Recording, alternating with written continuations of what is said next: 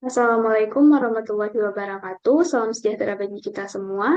Yang saya hormati Bapak Dr. Birmi Eka Putra, SE MSI, dan Bapak Dr. Primadi Prasetyo, MSAK, selaku dosen pengampu pada mata kuliah Akuntansi Syariah. Puji dan syukur kita panjatkan atas kehadirat Allah Subhanahu wa Ta'ala, karena berkat limpahan dan rahmatnya pada kesempatan kali ini dapat berada dalam keadaan sehat walafiat. Perkenalkan, saya Nurmara Aini dengan NIM C1C023093 yang akan menjelaskan materi terkait dengan akad salam. Di mana hal yang melatar belakangi akad salam terjadi pada saat perkembangan ekonomi syariah di Indonesia yang mendorong munculnya berbagai bentuk transaksi yang sesuai dengan prinsip-prinsip Islam. Nah, salah satunya adalah akad salam. Akad salam merupakan bentuk jual beli yang dilakukan dengan sistem pembayaran di muka, sedangkan penyerahan barang dilakukan pada waktu yang telah disepakati di kemudian hari.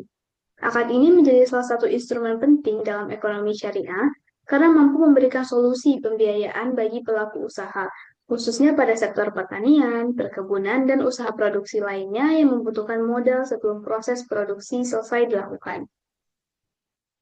Nah, pada pembahasan kali ini, yang akan saya bahas yang pertama yaitu terkait dengan definisi akad salam, yang kedua yaitu jenis akad salam, yang ketiga dasar syariah akad salam, yang keempat yaitu perlakuan akuntansi berdasarkan PSAK 103, dan yang terakhir yaitu terkait dengan ilustrasi akuntansi dari akad salam. Baiklah, langsung saja pada pokok pembahasan pertama yang terkait dengan definisi akad salam. Akad salam berasal dari kata as-salaf yang berarti pendahuluan atau pembayaran di muka.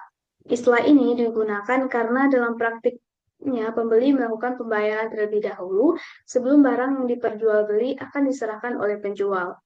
Para fuqaha juga menyebut akad ini sebagai al-mahawij yang berkaitan dengan kebutuhan mendesak dari para pihak yang bertransaksi. Selanjutnya yaitu mengenai jenis akad salam yang terdiri dari dua. Yang pertama itu salam dan yang kedua yaitu salam paralel. Nah, yang pertama yaitu mengenai salam. Salam adalah transaksi jual beli di mana barang yang diperjualbelikan belum ada ketika transaksi dilakukan. Pembeli melakukan pembayaran di muka, sedangkan penyerahan barang baru dilakukan di kemudian hari. Nah, berikut ini merupakan skema dari akad salam tersebut. Yang kedua yaitu mengenai salam paralel. Salam paralel adalah pelaksanaan dua akad salam yang dilakukan secara terpisah, yaitu akad antara pembeli dengan penjual dan akad antara penjual dengan pemasok atau supplier atau pihak ketiga. Nah, selanjutnya mengenai dasar syariah dari akad salam yang terbagi menjadi tiga. Yang pertama itu sumber hukum akad salam, yang kedua itu rukun dan ketentuan akad salam, dan terakhir itu berakhirnya akad salam. Untuk yang pertama mengenai sumber hukum akad salam terbagi menjadi dua. Yang pertama yaitu Al-Quran dan yang kedua Al-Hadis. Nah, sedangkan rukun dan ketentuan akad salam terbagi menjadi tiga. Yang pertama yaitu pelaku terdiri dari penjual dan pembeli, yang kedua objek akad, dan yang terakhir yaitu ijab kabul. Sedangkan yang mengenai berakhirnya akad salam ini terbagi menjadi lima. Yang pertama yaitu barang yang dipesan tidak ada pada waktu yang ditentukan. Yang kedua, barang yang dikirim cacat atau tidak sesuai dengan barang yang disepakati dalam akad. Yang ketiga yaitu barang yang dikirim kualitasnya lebih rendah dan pembeli memilih untuk menolak atau membatalkan akad. Yang keempat itu barang yang dikirim kualitasnya tidak sesuai akad tetapi pembeli menerimanya. Dan yang terakhir itu barang diterima. Selanjutnya mengenai perlakuan akuntansi berdasarkan PSAK 103 yang terbagi menjadi dua, yaitu akuntansi untuk pembeli dan akuntansi untuk penjual. Yang pertama yaitu terkait dengan akuntansi untuk pembeli, di mana yang pertama yaitu pengakuan piutang, yang kedua pengukuran modal usaha salam, yang ketiga penerimaan barang pesanan, yang keempat itu denda yang diterima dan diberikan oleh dan diberlakukan oleh pembeli diakui sebagai bagian dari kebajikan. Yang kelima itu penyajian dan yang terakhir itu pengungkapan. Nah, yang kedua yaitu mengenai akuntansi untuk penjual. Yang pertama yaitu pengakuan kewajiban salam, yang kedua pengukuran kewajiban salam, yang ketiga yaitu kewajiban salam dihentikan pengakuannya atau derecognition pada saat penyerahan barang kepada pembeli. Yang keempat, jika penjual melakukan transaksi salam paralel, selisih antara jumlah yang dibayar oleh pembeli akhir dan biaya perolehan barang pesanan diakui sebagai keuntungan atau kerugian. Yang kelima itu pada akhir periode pelaporan keuangan, yang keenam penyajian, dan yang terakhir itu pengungkapan. Nah, berikut ini yang terakhir mengenai ilustrasi akuntansi dari akad salam. Sebagai contoh penerapan, sebuah bank syariah melakukan akad salam dengan seorang petani padi. Bank membayar senilai 50 juta rupiah di muka kepada petani untuk pembelian 10 ton beras jenis premium yang akan dikirimkan 3 bulan kemudian. Spesifikasi beras seperti kadar air dan kualitas biji disepakati dalam kontrak.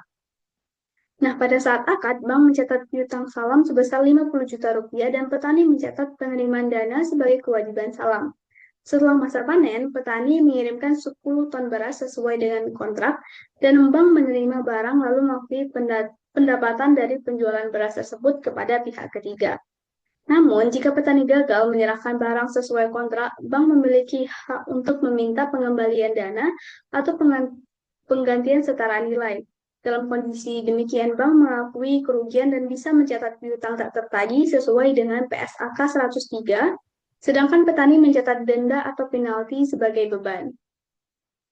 Nah, dari penjelasan materi saya tadi dapat disimpulkan bahwa akad salam merupakan salah satu bentuk jual beli dalam ekonomi syariah yang dilakukan dengan pembayaran di muka dan penyerahan barang di kemudian hari sesuai dengan kesepakatan sehingga diperbolehkan dalam Islam karena memiliki ketentuan yang jelas mengenai spesifikasi barang, jumlah, kualitas, harga, dan waktu penyerahan agar terhindar dari unsur gerahar.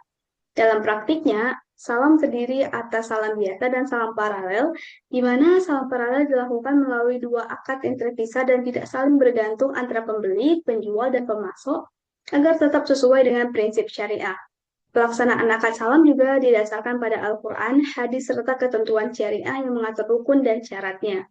Sedangkan pelakuan akuntansinya diatur dalam PSAK 103 mengenai pengakuan, pengukuran, penyajian, dan pengungkapan transaksi salam. Dengan penerapan yang tepat, akad salam dapat menjadi alternatif pembiayaan yang membantu pelaku usaha memperoleh modal sekaligus mendukung perkembangan ekonomi syariah yang adil, transparan, dan sesuai prinsip Islam. Demikianlah penyampaian materi dari saya. Apabila terdapat kata-kata yang salah, saya mohon maaf. Saya akhiri. Wassalamualaikum warahmatullahi wabarakatuh.